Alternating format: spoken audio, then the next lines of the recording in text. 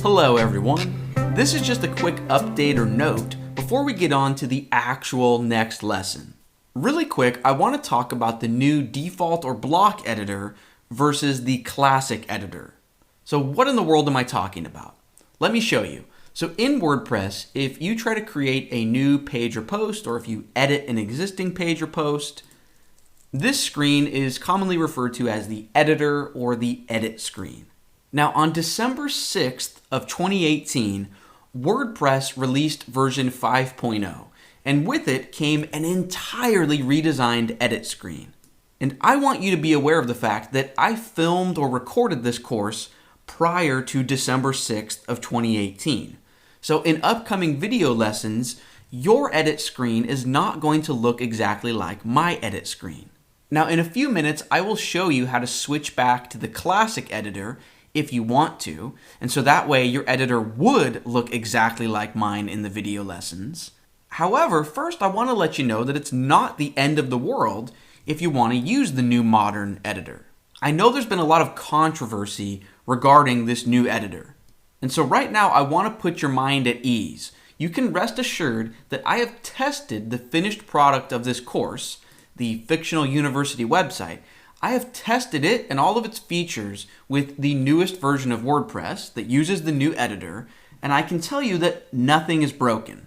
I know that a lot of people were really worried that this new editor was going to break custom fields and it wasn't going to play nicely with custom post types and custom features, but for me that has not been the case. I've been able to use this new editor with custom fields for our post types like professors and programs and events. And the website did not break, the sky did not fall, nothing bad happened. And really quick, just to truly put your mind at ease, I can show you firsthand right now. So this is the finished product website, and if I jump into the admin dashboard, perhaps I want to edit a professor. Now don't worry, at this point you don't have professors or programs or events on your website. This is a sneak peek of the future of what we're going to build together down the road. But if I click on professors, and if I try to edit the professor that is named Dr. Meowsalot, we can see this is using the new editor screen. Here is a paragraph block, and if I scroll down, here are the custom fields that would allow me to choose which program this professor teaches. So I could remove biology for this professor, or I could add English or math. You get the idea. The important thing that I'm trying to showcase here is that custom fields for custom post types are working beautifully within the new WordPress 5.0 editor. So big picture, if you want to use the new modern default editor, you absolutely can. Because remember, the focus in this course is writing code and developing a custom theme. The emphasis is not on spending a lot of time on the edit screen, pointing and clicking and dragging and dropping and building sort of a page builder WYSIWYG type of site. So for the most part, the fact that our edit screens are a little bit different is not going to be that big of a deal. But if you do want your edit screen to look exactly like mine, don't worry, I can show you how to set that up right now.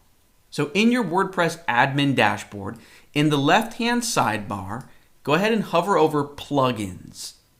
And in the Plugins menu, click Add New. From this Add Plugin screen, in the top right, we see this search bar. I want you to search for Classic Editor. So here it is. For me, it's the first result. You can tell if it's the right plugin because it will be by WordPress contributors. And this is really important. So this is not a plugin by a random community member that is held together with duct tape and hacks. Quite the contrary. This is the official WordPress editor that was a part of WordPress core for the past decade. Right? This is maintained by the official WordPress team. That's why it says WordPress contributors right here. And we can see that it has a perfect 5-star rating and over 1 million installations already.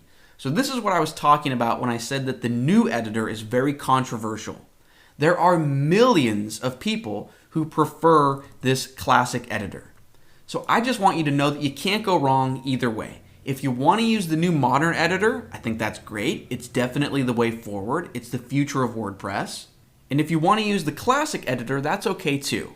Not to get on a tangent, but really quick, I do want to let you know that on the official WordPress blog that announced version 5.0, so this is coming from the official WordPress leaders, there is a spot on this blog that says keep it classic.